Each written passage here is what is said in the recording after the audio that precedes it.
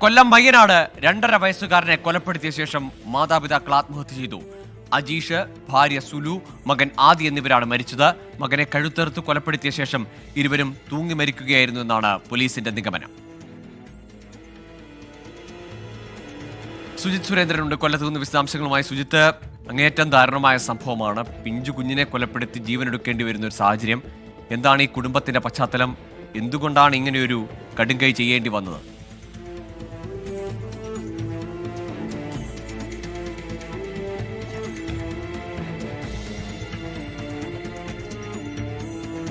കൊല്ലത്ത് മയ്യനാടാണ് 2.5 വയസ്സുകാരനെ കൊലപ്പെടുത്തിയ ശേഷം അച്ഛനും അമ്മയും ജീവനൊടുക്കിയത്.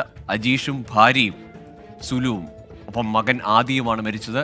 കുടുംബത്തെ സാമ്പത്തിക ബാധ്യതകൾ ഒപ്പം അജീഷിന്റെ ആരോഗ്യ പ്രശ്നങ്ങളൊക്കെയാണ് ഇങ്ങനെയൊരു ദാരുണമായ അന്ത്യത്തിലേക്ക് നയിച്ചത് എന്നാണ് നിഗമനം.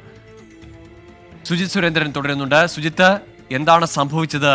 ഈ വീട്ടിൽ ഇങ്ങനെയൊരു ദാരുണമായ നിലയിലേക്ക് കാര്യങ്ങൾ കൊണ്ടെത്തിച്ചത് സാഹചര്യം എന്താണ്?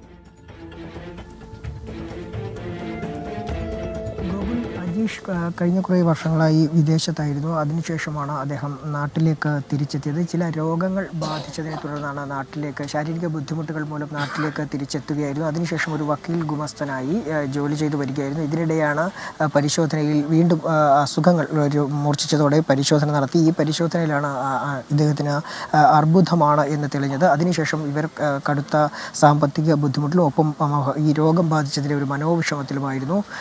ഈ ഒരു കാരണം തന്നെയാണ് ആത്മഹത്യയിലേക്ക് നയിച്ചതെന്നാണ് മനസ്സിലാകുന്നത്. ഇന്നലെ രാത്രി 10 മണിയോടുകൂടി ഇവർ മൂവരും മുറിക്കുള്ളിലേക്ക് ഉറങ്ങാനായി പോവുകയായിരുന്നു. അതിനുശേഷം നേരം പുലർന്നിട്ടും പുറത്ത് കാണാതായതോടെ കുട്ടി കൂടുതൽ കഴിഞ്ഞ ദിവസം രാത്രി ഒരുപാട് നേരം ഉറങ്ങാൻ വൈകിയത് കൊണ്ടാകാം എഴുന്നേൽക്കാൻ താമസിക്കുന്നതെന്നാണ് വീട്ടുകാർ കരുതിയിരുന്നത്. എന്നാൽ സാധാരണ ഇവരുടെ പുറത്തു വരേണ്ട സമയം കഴിഞ്ഞിട്ടും കാണാതായതോടുകൂടി വീട്ടിൽ താമസിക്കുന്ന അച്ഛനും അമ്മയുമാണ് അതായത് അജീഷിൻ്റെ അച്ഛനും അമ്മയുമാണ് വീട്ടിലുണ്ടായിരുന്നത്. അജീഷിൻ്റെ അച്ഛൻ അയൽവാസികളെ വിളിച്ച് കതക് തള്ളി തുറന്ന് നോക്കുമ്പോഴാണ് ഇരുവരും തൂങ്ങി നിൽക്കുന്ന നിലയിൽ കണ്ടത്. കുട്ടിയുടെ മൃതദേഹം തറയിൽ കാണുകയായിരുന്നു. പിന്നീട് തിരുവനന്തപുരം പോലീസ് എത്തി നടത്തിയ പരിശോധനയിലാണ് കുട്ടിയെ ശ്വാസം മുട്ടിച്ച് കൊലപ്പെടുത്തിയ ശേഷം ഇരുവരും ആത്മഹത്യ ചെയ്യുകയായിരുന്നു എന്ന് മനസ്സിലാക്കാൻ സാധിച്ചത്. ഇതാണ് പ്രാഥമിക നിഗമനം. ഇപ്പോൾ ഇൻക്വസ്റ്റ് നടപടികൾ പൂർത്തിയായിക്കൊണ്ടിരിക്കുകയാണ്. അല്പസമയത്തിനകം 3 മൃതദേഹങ്ങളും പാരിപ്പള്ളി മെഡിക്കൽ കോളേജ് ആശുപത്രിയിലേക്ക് പോസ്റ്റ്മോർട്ടത്തിനായി കൊണ്ടുപോകും. അതിനുശേഷം പോളയത്തോട് ശ്മശാനത്തിലാകും സംസ്കാരം എന്നാണ് അറിയാൻ കഴിയുന്നത്. ഇപ്പോൾ ഇവർ താമസിക്കുന്ന ഈ വീട് പോലും വാടകയ്ക്കാണ്. രണ്ടുപേരും ഒരേ കവാർഡിൽ താമസിക്കുന്ന ആളുകളായിരുന്നു. എന്തായാലും ഇപ്പോൾ മൃതദേഹങ്ങൾ അല്പസമയത്തിനകം പുറത്തേക്ക് കൊണ്ടുവരും. അതിനുശേഷം പാരിപ്പള്ളി മെഡിക്കൽ കോളേജ് ആശുപത്രിയിൽ പോസ്റ്റ്മോർട്ടത്തിനായി എത്തിക്കും. ശരി, സുജിത് സുരേന്ദ്രനാണ് ആധാരണമായ വാർത്തയുടെ വിശദാംശങ്ങൾ പങ്കുവച്ചത്.